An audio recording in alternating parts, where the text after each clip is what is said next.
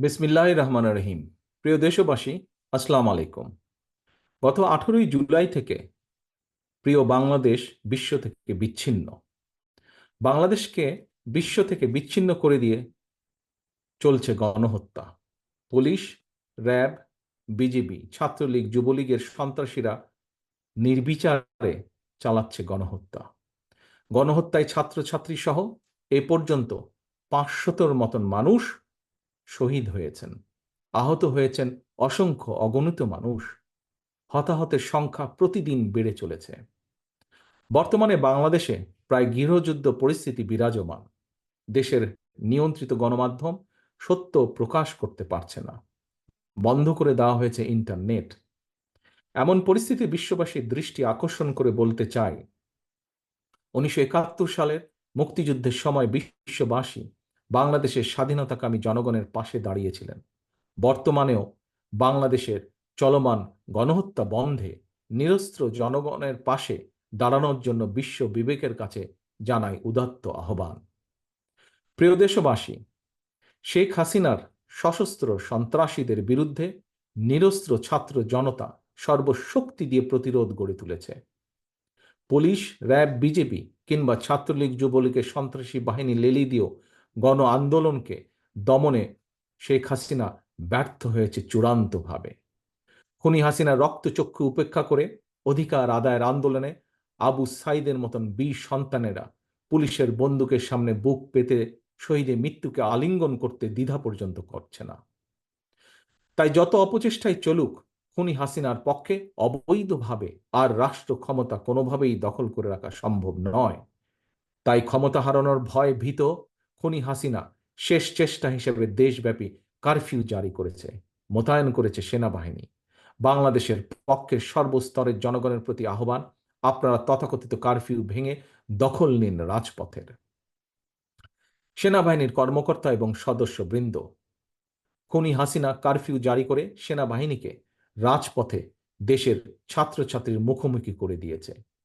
সেনা কর্মকর্তা এবং সেনা সদস্যদের দৃষ্টি আকর্ষণ করে বলতে চাই, খোঁজ নিয়ে দেখুন এই ছাত্রছাত্রীরা আপনার কিংবা আপনার কোনো একজন সহকর্মী, ভাই, বোন, সন্তান কিংবা স্বজন। তাহলে কাদের মোকাবেলা করতে বন্দুক হাতে আপনারা রাজপথে নেমেছেন? মনে রাখবেন, দেশের সার্বভৌমত্ব হুমকির মুখে পড়লে আজকের এই ছাত্রছাত্রীরাই আপনাদের সহায়তায় জীবন বাজি রাখবে। সেনা পরিবারের একজন সদস্য হিসাবে, একজন বীর মুক্তিযোদ্ধার সন্তান হিসাবে আমি আপনাদের উদ্দেশ্যে আরো বলতে চাই, দেশের গণতন্ত্রপ্রিয় জনগণ সেনাবাহিনীর কথা বলার সময় দেশপ্রেমিক শব্দটি ব্যবহার করে। সেনাবাহিনী যদি দেশপ্রেমিক হয়, তাহলে কি নিজের দেশের জনগণের বুকে কি গুলি চালাতে পারে?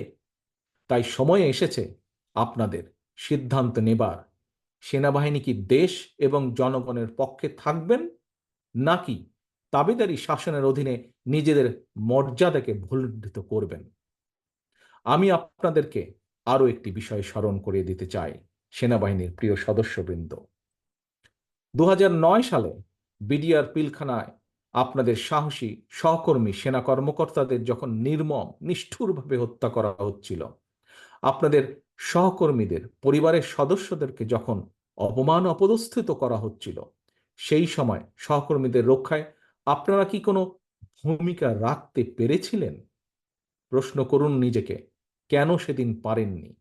কখনো কি নিজের বিবেককে জিজ্ঞেস করেছেন আপনাদেরকে কেন সেই সময় ব্যারাক থেকে বেরিয়ে আসার অনুমতি পর্যন্ত দেওয়া হয়নি? আজ এত বছর পরও কি আপনারা আপনাদের সহকর্মীর হত্যার সুষ্ঠু বিচার পেয়েছেন? হত্যার বিচার না হয় দূরেই থাক, তাবেদার স্বৈরাচারের কাছে সহকর্মী হত্যার বিচার সাহস কি আপনাদের আছে? সেনাবাহিনীর সদস্যবৃন্দ, নিজের বিবেককে জিজ্ঞাসা করুন, কেন আপনারা সেই সাহস আজ হারিয়ে ফেলেছেন? আপনাদের প্রতি আহ্বান, জনগণের বুকে বন্দুক তাক করবেন না, দেশের জনগণের বিরুদ্ধে দাঁড়াবেন না, ছাত্রছাত্রীদেরকে ভয় দেখাবেন না। আজকের এই গণশত্রু হাসিনা, খুনি হাসিনা অবৈধ ক্ষমতার লিপ্সা মেটাতে এই ইউনিফর্মের অমর্যাদা করবেন না। ব্যারাকে ফিরে যান, অরক্ষিত সীমান্তে সতর্ক নজর রাখুন। প্রিয় দেশবাসী, চাকরিতে কোটা সংস্কারের দাবিতে ছাত্রছাত্রীরা আন্দোলন শুরু করেছিল। ছাত্রছাত্রীদের আন্দোলন নিয়ে খুনি হাসিনা এবং সাবেক ছাত্রলীগ নেতা প্রধান বিচারপতিও উস্কানিমূলক বক্তব্য প্রদান করেছিল। আন্দোলনকারী ছাত্র জনতা তাই খুনি হাসিনা কিংবা এই প্রধান বিচারপতির আদালতকে বিশ্বাসই করে না। সুতরাং খুনি হাসিনাকে রক্ষার জন্য আদালত কি রায়, এই নিয়ে জনগণের মোটেও মাথা ব্যথা নেই।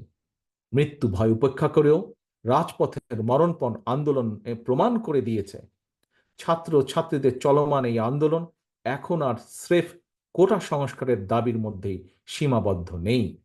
ছাত্রছাত্রী, অভিভাবক এবং দেশের আপামর জনগণ কোটা সংস্কারের পাশাপাশি চায় রাষ্ট্র সংস্কারও। প্রতিটি হত্যার চায় বিচার।